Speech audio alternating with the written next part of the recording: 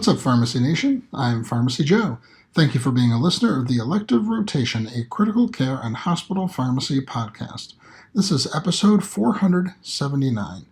In this episode, I'll discuss whether patients with antibiotic-impregnated bone cement should receive therapeutic drug monitoring.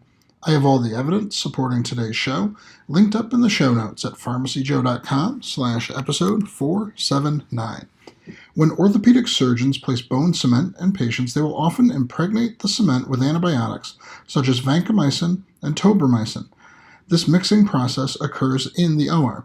There are case reports of patients with such antibiotic-impregnated bone cement developing detectable serum levels of antibiotics and even adverse effects such as acute renal failure.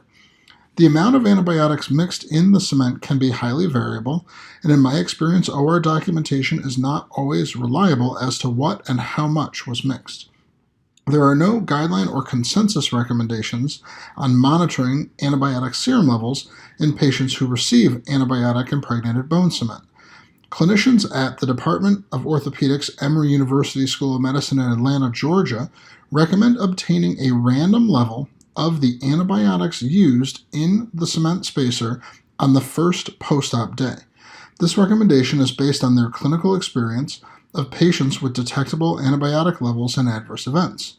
A German orthopedic team has noted an apparent correlation in elderly between using antibiotics systemically that are also in the implanted bone cement, and they advise to avoid this practice in the elderly unless there are no other antibiotic options available.